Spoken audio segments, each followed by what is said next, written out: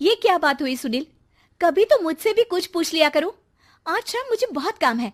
मुझसे पूछे बिना तुमने हाँ क्यों बोला? ओहो, तो अब पूरे दिन घर में खाली ऐश करने पर भी मैं तुमसे पूछूं कि बिजी तो नहीं हो? अरे फालतू का मेलोड्रामा नहीं चाहिए मुझे। टाइम से तैयार रहना।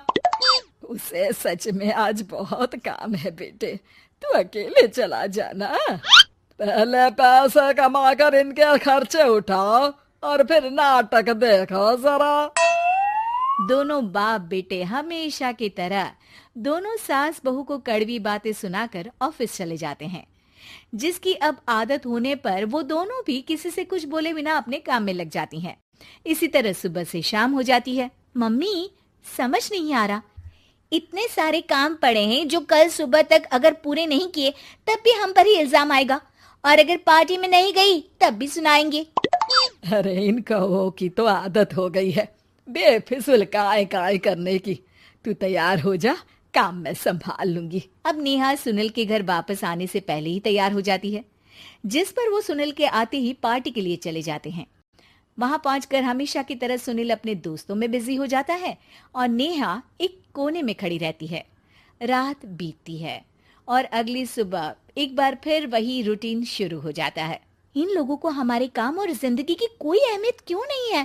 इन्हें कब समझ में आएगा कि घर में रहने वाली औरतें सिर्फ आराम नहीं करती। बेटा मेरी तो उम्र बीत गई यही सोचते हुए, पर आज तक ना वो बदले और ना जवाब मिला। लेकिन माँ, समय हमेशा एक जैसा नहीं रह सकता, इन्हें बदलना होगा। सुबह से शाम होती है और फिर रात। इसी तरह दिन बीतने लगते हैं। एक शाम सुनील और उसके पापा ऑफिस से जल्दी घर वापस आते हैं। तब हमें पार्टी में जाना है, सूट प्रेस करके दे दो और जल्दी तैयार हो जाओ। अरे तुम भी और घंटों मत लगाना, समझे? इसके आगे नेहा या सास को बोलने का कोई भी मौका ना देते हुए दोनों वहां से चले जाते हैं। कुछ देर बाद चारों पार्टी में पहुंच जाते हैं। यहाँ सब समझदार और पढ़े लिखे लोग हैं, कोई बेवकूफी करके मेरी नाक मत कटवाना। और तुम तो खासकर अपनी जुबान काबू में रखना, बहुत चलने लगी है आजकल। आप लोगों की शायद हमेशा हर जगह हमें इंसल्ट करने की आदत बन गई है। अच्छा, जब शॉपिंग पर मेरे ही पैसे उड़ाती हो तब ये बगावत याद नहीं आती होगी। काम न काज की, दुश्मन अनाज की। ऐसा बोलकर सुनील अपने दोस्तों के साथ चला जाता है और ससुर भी ऑफिस के लोगों के साथ गपशप में लग जाते हैं। लेकिन सुनील की बात से परेशान नेहा और उसकी सास वहीं एक कोने में खड़ी रहती हैं। शांत हो जा, कर ही क्या सकते हैं। चल कोल्ड ड्रिंक पीते हैं, गुस्सा उतर जाएगा। जैसे ही नेहा और सास कोल्ड ड्रिंक लेने पहुंचती हैं, तो उन्हीं के बराबर में अल्कोहल का काउंटर देखकर नेहा का चेहरा चमक उठता है। वो मुस्कुराकर सास के कान में कुछ कहती है और दोनों पीना शुरू करती हैं। कुछ देर बाद दोनों चिल्लाते हुए अपने अपने पतियों को ढूंढने लगती है। कहाँ है सुनील? देख, तेरी असलियत आ रही है। कहाँ है सुनील के पापा? देखो, तुम्हारी शामत आ रही है। ये नजारा देखकर पार्टी वहीं थम जाती है। सब लोग उन्हें ही देखने लगते हैं। ये है मेरे पति। अरे काहे के पति? इनसे शादी करके तो मेरी किस्मत है फूटी। और ये मेरे पति, जिन्हें पति बोलने में मुझे आती है शर्म बड़ी।